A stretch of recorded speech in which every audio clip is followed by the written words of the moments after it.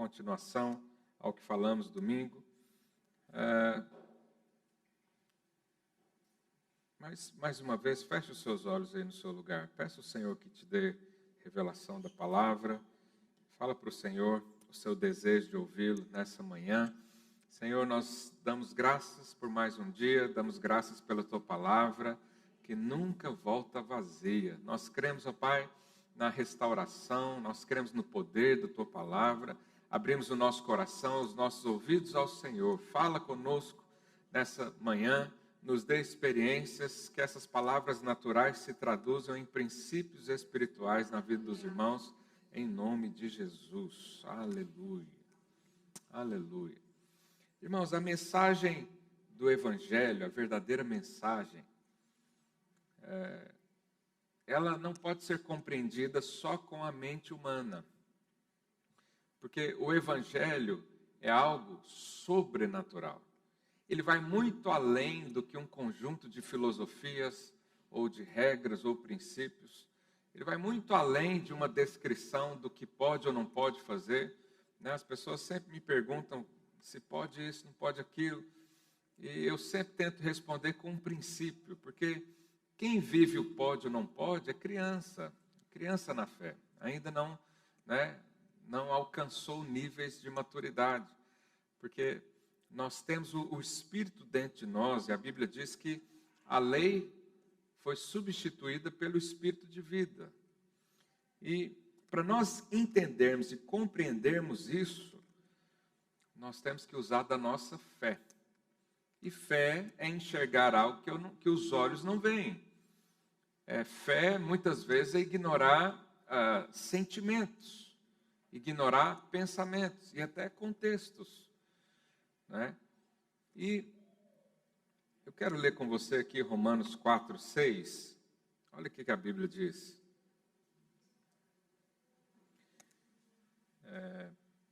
E é assim também que Davi declara ser abençoado, ou bem-aventurado. O homem a quem Deus atribui justiça independente de obras. Então, quando nós lemos isso, a gente precisa entender isso primeiro com a mente, mas também com o nosso coração. Quando aqui diz que Deus atribui justiça, significa que há uma forma diferente de ser justo.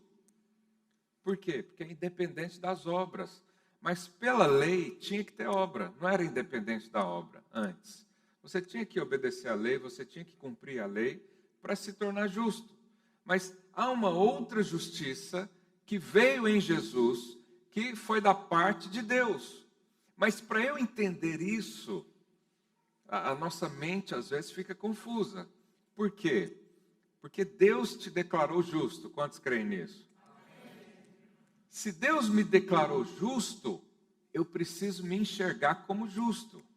Eu preciso andar como justo. Eu preciso me portar como justo, se essa é uma verdade no meu coração. Mas se eu sei que está escrito isso, está escrito isso, eu sei que Deus me deu, mas eu não consigo me enxergar assim. Por quê? Porque eu olho para o meu pecado. Porque quando a gente diz, Deus te deu a justiça, o que a sua mente instantaneamente pensa? Mas e os pecados? Porque eu não parei de pecar. Às vezes dá um escorregão ali, às vezes faço uma coisa aqui, ou até pecado consciente. E como que a gente lida com isso? Essa é a grande questão. Como é que nós vamos lidar com o que a Bíblia diz e o contexto que a gente vive? Porque nós podemos afirmar, e a maioria aqui acredita que creem já nisso, que você é justiça em Deus, você é declarado justo. O que é justo? É o contrário de pecador, o oposto de pecador. Então nós éramos, diga assim, eu era pecador. Depois de Cristo você se tornou justo. Nós cremos nisso, mas às vezes na prática algo nos impede de avançar nesse conhecimento. Que é a circunstância. Mas espera aí, eu sou justo, mas pequei. E agora? Deixo de ser justo? Volto a ser pecador? Falei para o seu irmão, jamais você vai ser considerado pecador diante de Deus. Uma vez que o seu velho homem morreu, o pecado morreu com ele. A sua velha natureza encerrou com Cristo. Não é isso que você fez quando foi se batizar? Um velho homem morre, fica lá na água e nasce um novo homem. Só que qual que é a grande questão? Esse novo homem, ele ainda tem memórias do antigo. Ele ainda tem sentimentos do antigo. Você sabe, o seu espírito instantaneamente recebeu vida. Quando você se converteu e entregou sua vida a Cristo. Instantaneamente você nasceu de novo. Mas a sua alma, os seus sentimentos ainda precisam ser transformados. Por isso nós acreditamos, que onde diz lá em Romanos 12:2, para não nos conformar com esse século, mas renovar a mente. Por quê? Porque o velho homem ainda está aí, rondando a sua vida. E quanto mais você cresce em maturidade, quanto mais você se enche do Espírito, mais esse velho homem fica de fato para trás, né? E avançamos para frente. Mas eu quero ler um outro texto, lá em Gálatas, capítulo 3, verso 11. Olha o que diz.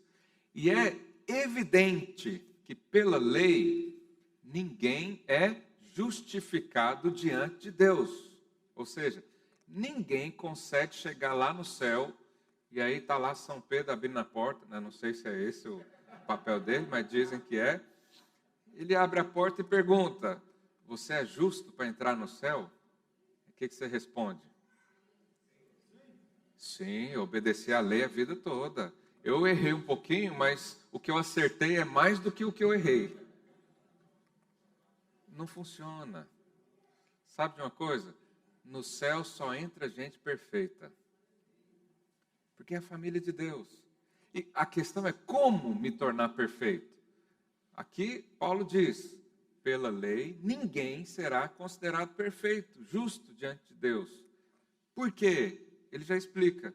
O justo viverá pela fé. Em outras palavras, o seguinte, o justo será justo pela fé. O justo vai olhar para si mesmo e achar justiça pela fé. O justo vai continuar sendo justo a vida toda pela fé. Então, isso é algo sobrenatural. A sua mente não consegue entender isso. A sua mente não consegue entender nem por que Deus morreu por você. Alguém consegue explicar por que Deus morreu por você e te escolheu? Não sei, eu só sei que eu fui escolhido. Quando chegar lá no céu, eu pergunto para Deus. Mas eu não sei. A nossa mente não consegue compreender o tamanho do amor de Deus. É capaz da gente passar a eternidade toda conhecendo o amor do Pai. De tão grande, porque Ele é amor. Então é esse conhecimento e essa justiça que resume a vida cristã, ela precisa ser adquirida sobrenaturalmente. Nós precisamos ter revelação disso. O que é revelação? É quando a ficha espiritual cai. É quando você entende isso e fala, eu vou viver assim. É essa vida que o Senhor tem para mim. É assim que eu vou andar. Eu vou acordar todos os dias declarando que eu sou justo porque fui justificado em Cristo. Todas as vezes que eu cair, o que eu vou fazer? Vou levantar e dizer o quê? Eu sou justo porque o Senhor me justificou. Deus me deu a sua justiça e é assim que eu vou viver. Não importa quantas vezes cair. O importante é, sempre que cair, levantar.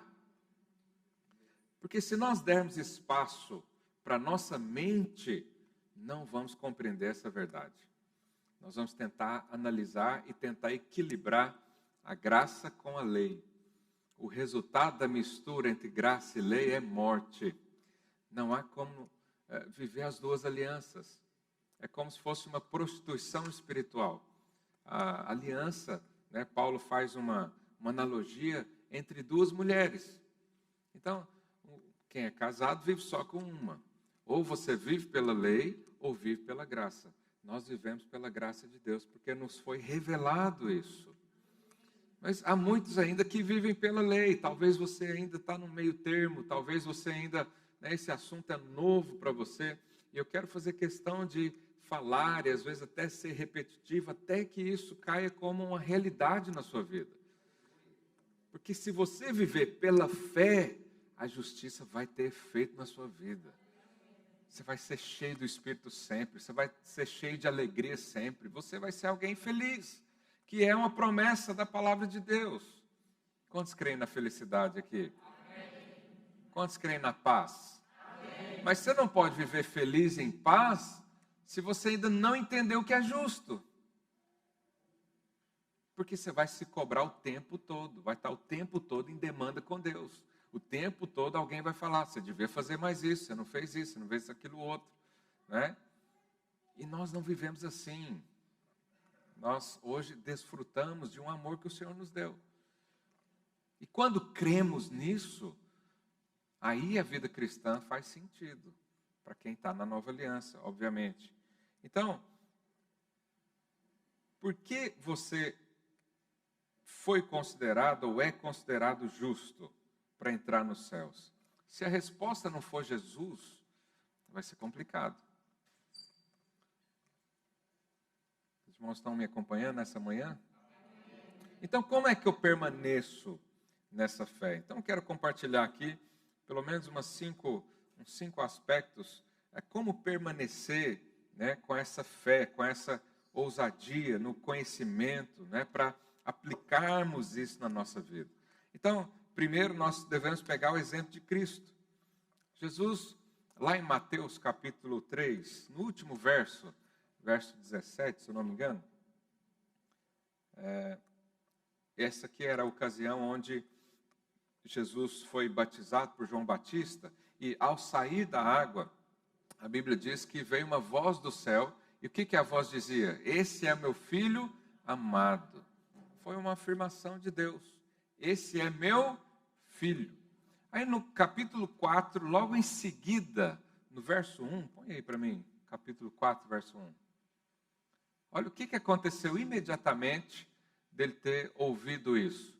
A seguir, foi Jesus levado pelo Espírito ao deserto para ser tentado por quem? O diabo.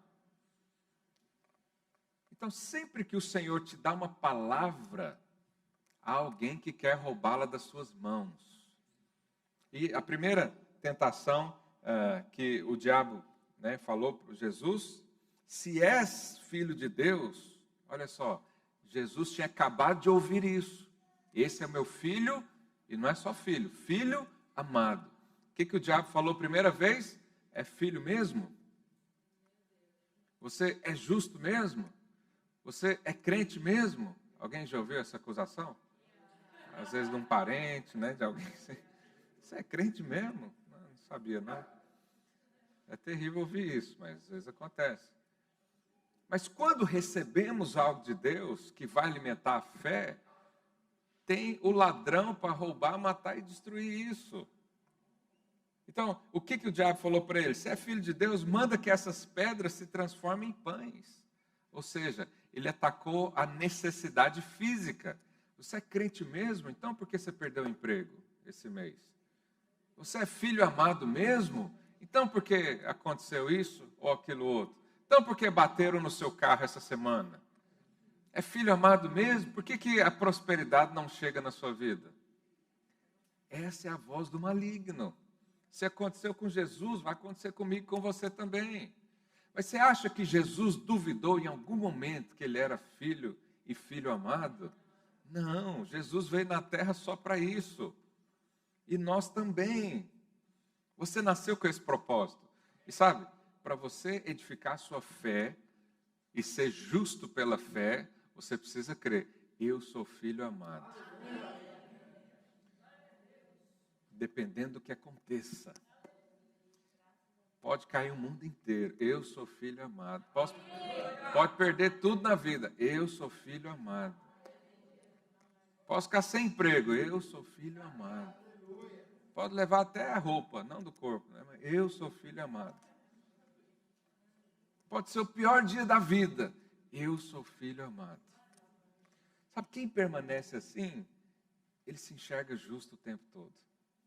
E ele consegue perceber as pegadas de Deus à sua volta. ele consegue perceber, ele fala, Deus está aqui. Está um dia difícil, está um dia ruim, eu estou sentindo muita dor, mas está aqui a pegada do Senhor, Ele está aqui comigo. É o que o Mateus falou aqui dos Salmos, né? Se eu vou no mais alto do céu, o Senhor está. Lá no profundo abismo, o Senhor está também. Então isso é um conhecimento sobrenatural que eu e você podemos ter e nos agarrar a isso. E viver isso de fato, independente do que aconteça. Jesus estava com fome.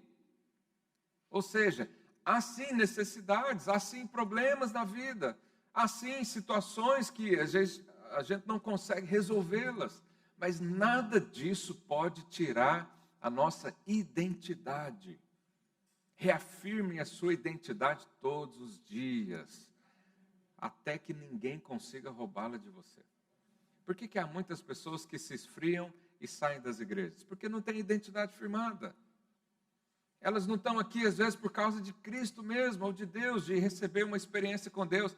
Elas não creem que são amadas, senão permaneciam o tempo todo. Por que há pessoas que, às vezes, não recebem as bênçãos do Senhor? Porque não crê que é filho amado e a sua fé não é ativa para isso. E ele está esperando fazer alguma coisa em compensação. Ele está esperando fazer uma barganha. Ele está esperando receber no Euromilhões para dar o dízimo, para aí assim o Senhor o abençoar. Ou ele está esperando várias coisas. Ele está esperando ser mais conhecedor da Bíblia e ter mais o que falar para ser merecedor de Deus. Mas a graça do Senhor é justamente para quem não merece. É para quem não tem dinheiro e mesmo assim o Senhor diz, pode comprar.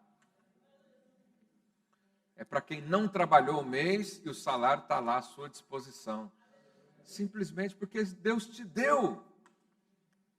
Então, a justiça é uma dádiva de Deus. Não importa o que acontecer, nós somos filhos amados. Ontem tive uma experiência interessante. Eu fui convidado pelos irmãos lá da Videira de Lorient para correr no kart. E aí fui para lá e levei meu filho comigo. Ele não podia correr porque tinha um tamanho mínimo, né? Eu achei ruim, mas falei, bom, vou levar ele, pelo menos ele me vê. E no caminho, ele perguntou, por que você vai correr, pai? Aí eu falei, para ganhar das pessoas, né? Ele, mas você vai ganhar dinheiro com isso? Eu falei, não. Você vai ganhar um troféu? Eu falei, não vou ganhar nada, só vamos nos divertir um pouco.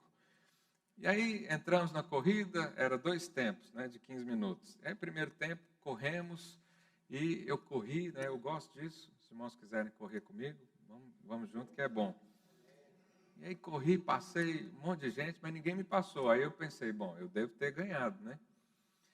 E aí terminou o fim, o pessoal lá chamou para entrar no pit stop, e eu fui o último a entrar no pit stop. E ele me viu entrando lá por último. Aí ele começou a chorar. Aí eu fui lá, abracei e falei, o que foi, meu filho? Você não ganhou a corrida, você chegou por último. Eu falei, meu Deus do céu, devia ter corrido mais. Só porque eu não queria ver meu filho chorando. Percebe como é um pai com um filho? Então, quem é filho amado sabe disso. E aí eu falei para ele, filho, se eu não ganhei agora, na segunda, pode deixar que eu vou ganhar. E aí eu ganhei na primeira também, na segunda, aí foi corrida mesmo. Eu ganhei, fui o primeiro a entrar no pit stop, aí ele pulou de alegria. Eu falei, aleluia, ainda bem que eu ganhei esse negócio.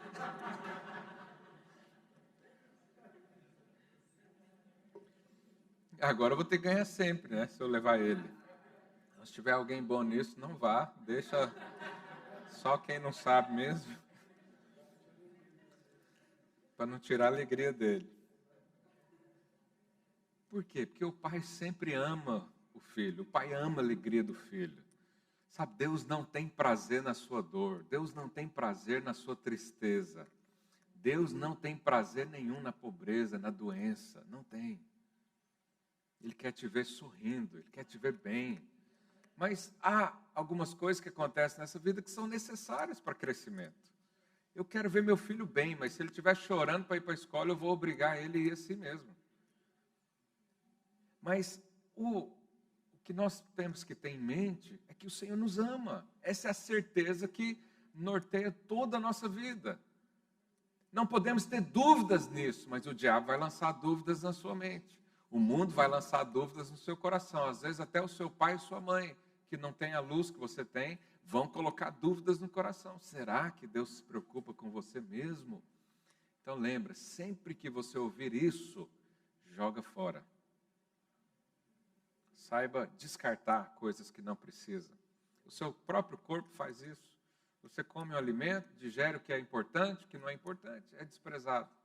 Nós precisamos fazer isso também com os nossos sentimentos. O sentimento que não é bom, joga fora. Nós não somos seres sentimentais, nós somos espirituais.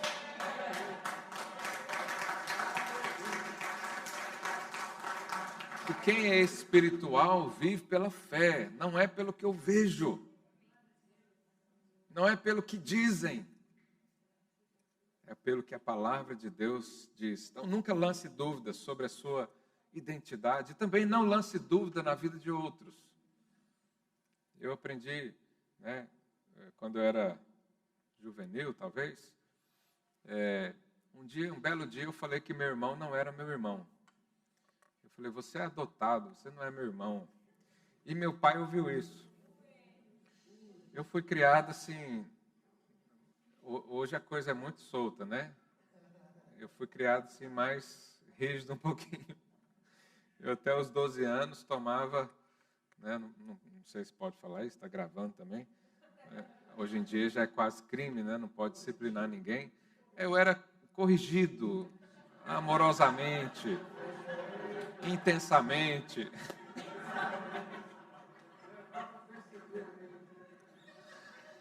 Mas nunca foi sem motivo. Nunca foi sem motivo. Aí um dia falei isso pro meu irmão, que lá na rua os meninos eram terríveis, né? Sua mãe te achou no lixo. Criança, eles aprendem umas coisas que você fala isso para um adulto hoje, ele morre de depressão. E aí eu falei isso perto do meu pai. Para quê? Eu aprendi, de uma forma dolorosa um pouco, que eu nunca deveria falar isso jamais na minha vida. E você sabe, nós somos profetas da nova aliança. Nós nunca podemos questionar a identidade de um filho de Deus. Nem a sua, nem do outro.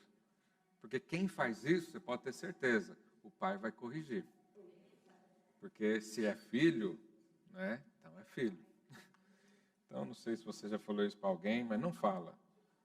E tem muitos pregadores que, infelizmente, vão ser disciplinados por conta disso.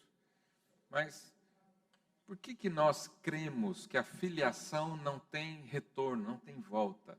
Porque Jesus, quando estava na cruz, ele disse que a obra estava consumada. E qual que é a obra que ele fez? Justiça.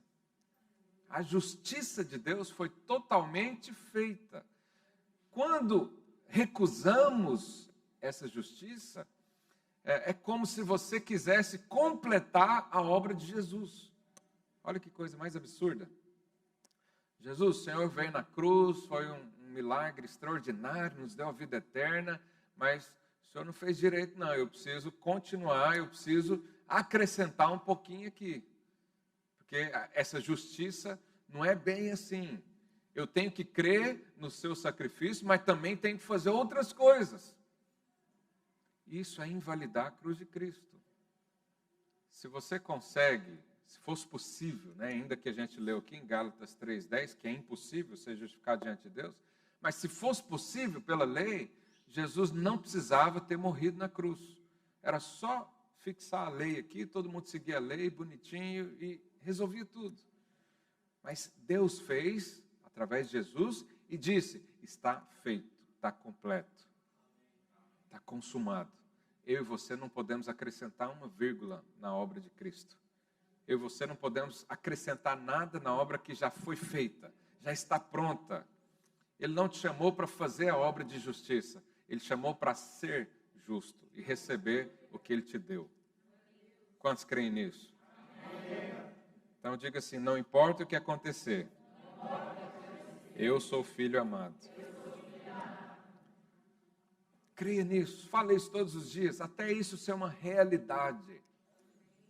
Sabe, hoje, nas minhas lutas pessoais, o diabo já não coloca essa dúvida, porque eu já falo tanto, já ensino tanto, já meditei tanto nisso, que hoje já não, isso, né, já não me gera dúvidas. Mas eu vejo muitos irmãos assim, pastor, por que aconteceu isso comigo?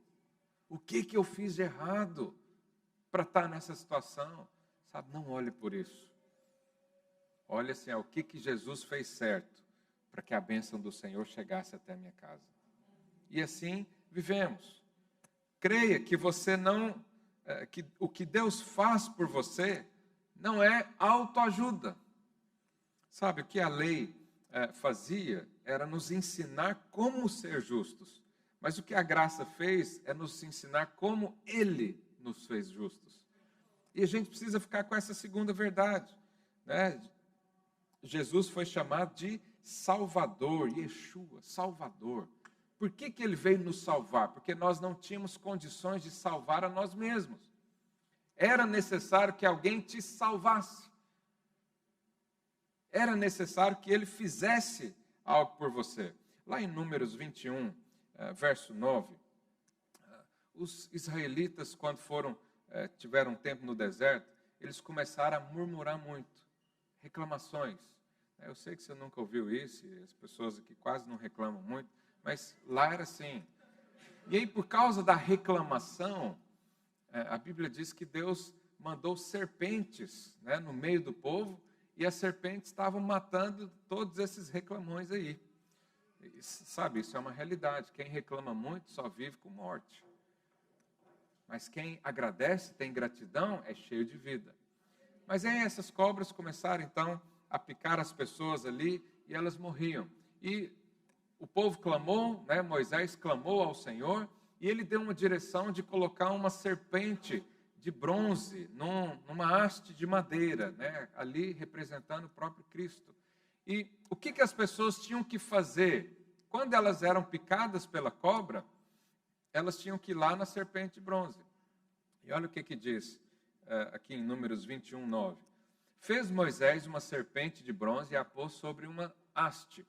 Sendo alguém mordido por alguma serpente, se olhava para a de bronze, sarava. Ou seja, o que eles tinham que fazer para se livrar do veneno? Olhar. Não é uma coisa interessante? Que poder tem de olhar alguma coisa? A fé. Eles só tinham que olhar para Jesus e tudo se arrumava.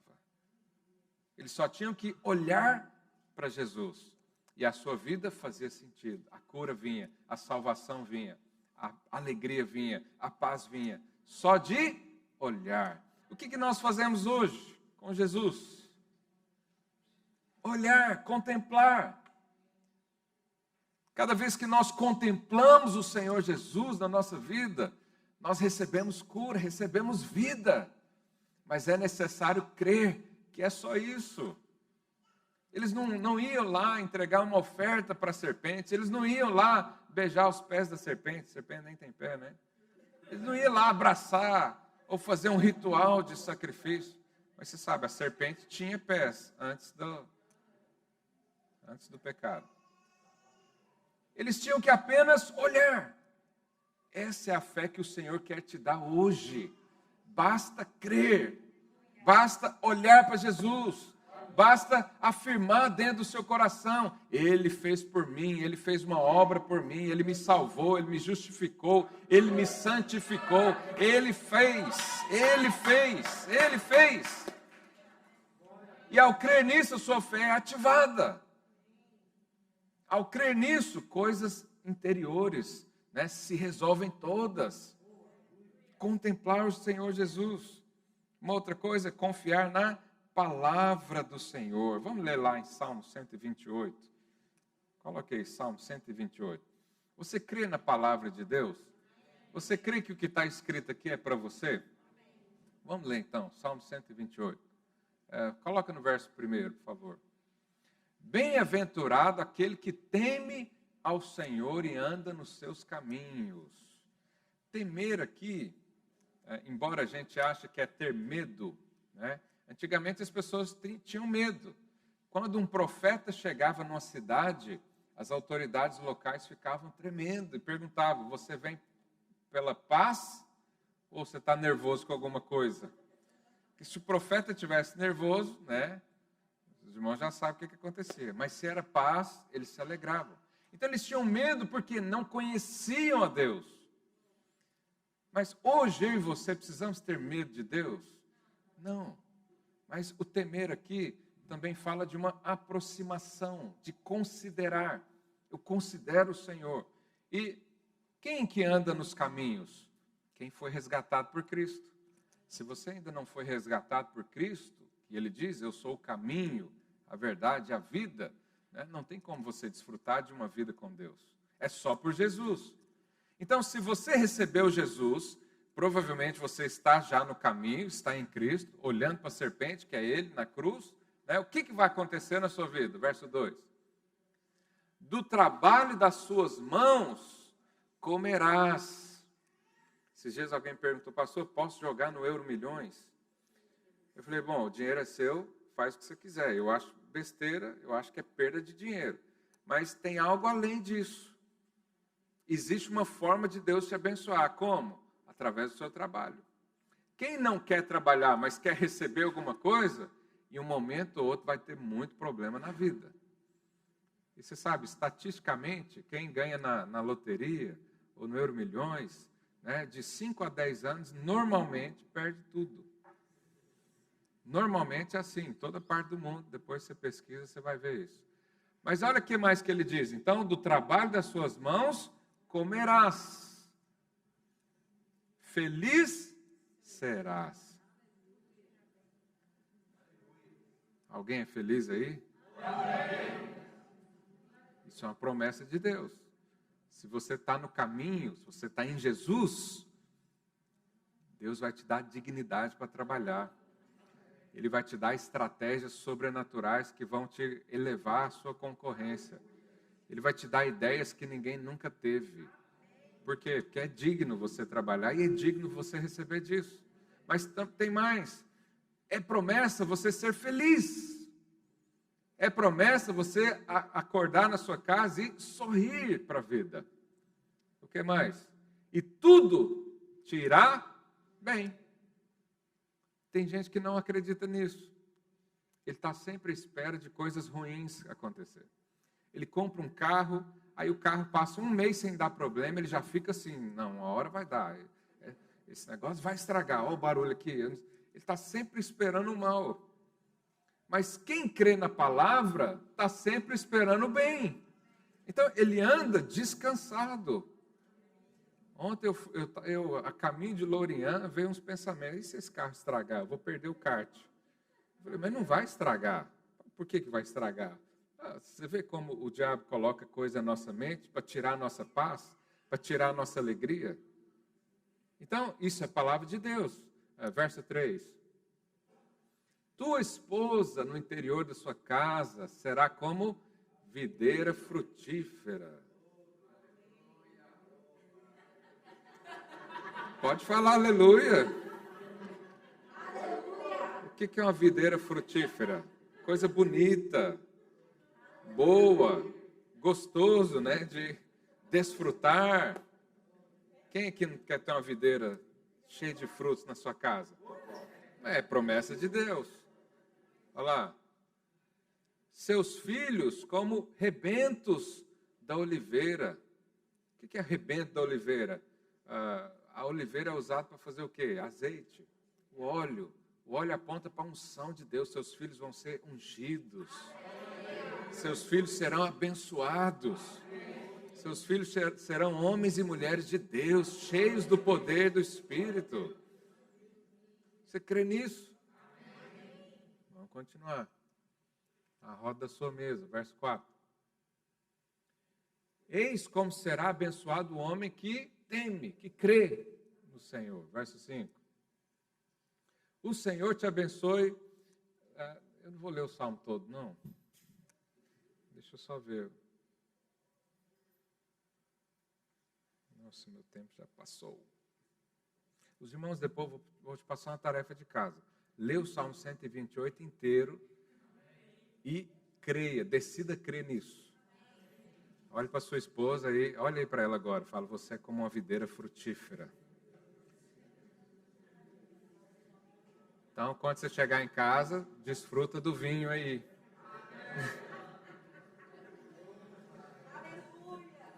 Você, esposa, olhe para o marido e fala, você será feliz.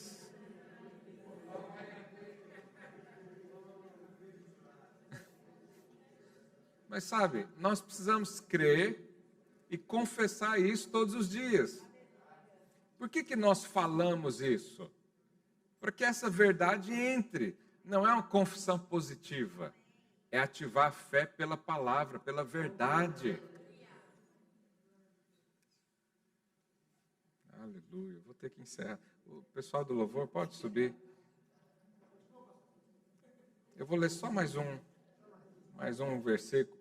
2 Coríntios 5, verso 17.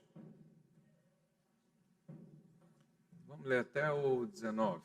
E assim, se alguém está em Cristo, quantos estão em Cristo aqui? Amém. Jesus entrou na sua vida? É nova criatura. As coisas antigas já passaram e eis que se fizeram novas. Verso 18. Ora, tudo provém de Deus. Isso aqui é uma verdade absoluta. Tudo provém de Deus. Pastor, eu posso orar por algo na minha vida? Sim, tudo provém de Deus. Posso orar pela minha vida financeira? Sim. Posso orar pela saúde? Sim. Posso orar pela alegria, a paz? Sim. Posso orar para trocar o carro? Sim. Tudo provém de Deus.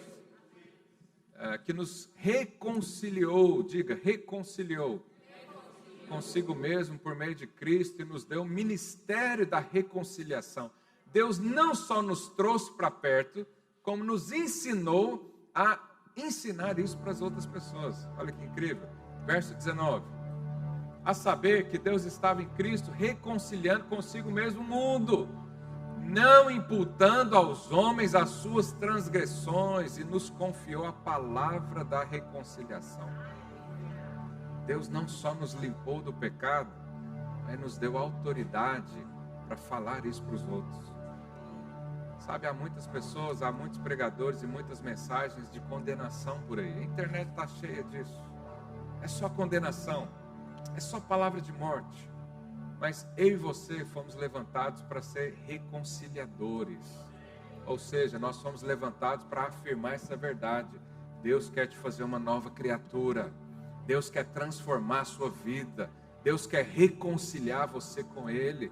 Você que estava frio, volte para os caminhos do Senhor. Você que se afastou, venha que eu vou te mostrar o caminho. Sabe, todos nós fomos chamados para isso.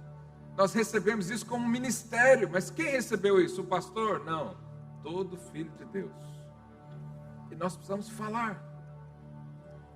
Quanto mais você falar da graça e do Evangelho, mais o seu coração se encherá dele. Eu sei que há muita gente que nos ouve há muito tempo, mas não fala. É necessário você falar, porque pela sua própria boca o seu espírito será alimentado. Mas não é uma ajuda, uma autoajuda, é uma ajuda que vem do alto. O Senhor te dá a palavra, você fala, isso aquece o seu coração cheio do Espírito fala mais palavras ainda. Quanto mais palavras, mais aquece o seu coração, e é um ciclo virtuoso. Sendo que as palavras de morte são um ciclo vicioso. Fala morte, se alimenta de morte, fica triste, enche o coração de tristeza. Encher o coração de tristeza, o que a boca vai falar? Palavras negativas, incredulidade. Nós precisamos romper com esse ciclo vicioso e entrar num ciclo virtuoso, onde a vida vai se manifestar cada dia mais na sua vida. Quantos querem fazer isso?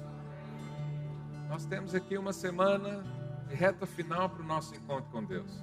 Eu tenho certeza que você conhece muita gente que precisa ser reconciliado com Cristo. Tenho certeza que você conhece muita gente que está aí condenada por causa do pecado, condenada por causa da lei, e você tem palavra de vida, e você conhece a verdade da palavra. Eu quero desafiar você essa semana a falar, a usar o seu ministério da reconciliação, para falar para as pessoas: Deus amou o mundo de tal maneira que deu o seu Filho unigênito, para que todo aquele que nele crê não pereça. Você está perecendo? Vem que eu vou te mostrar um caminho excelente. Esse é Jesus. Nós podemos fazer isso. Quero incentivar e passar esse desafio pessoal para você essa semana. Fique de pé no seu lugar. Vamos orar ao Senhor, agradecendo pela palavra, agradecendo pela vida, agradecendo pela fé que nós recebemos. Feche os seus olhos aí no seu lugar. Declare aí no seu lugar: eu sou justiça de Deus, eu sou filho amado, eu sou alguém abençoado, eu sou um homem cheio de Deus, eu sou uma mulher cheia do Espírito, a minha vida flui, eu tenho um ministério da reconciliação, eu não ando pelas vistas, eu não ando pelos sentimentos, eu ando pela fé. E pela fé eu creio no Senhor, pela fé eu creio que o Senhor me salvou, pela fé eu creio que o Senhor me chamou, pela fé eu creio que o Senhor me justificou, pela fé eu creio que o Espírito Santo habita dentro de mim, pela fé eu sou um pregador da palavra, pela fé o Senhor Jesus usa a minha vida, eu sou um profeta da nova aliança, pela fé a minha família é abençoada, pela fé a minha esposa é feliz no interior da minha casa, pela fé eu me alimento do meu trabalho, pela fé o Senhor me dá estratégias sobrenaturais, pela fé eu vivo em nome do Senhor Jesus. Aleluia.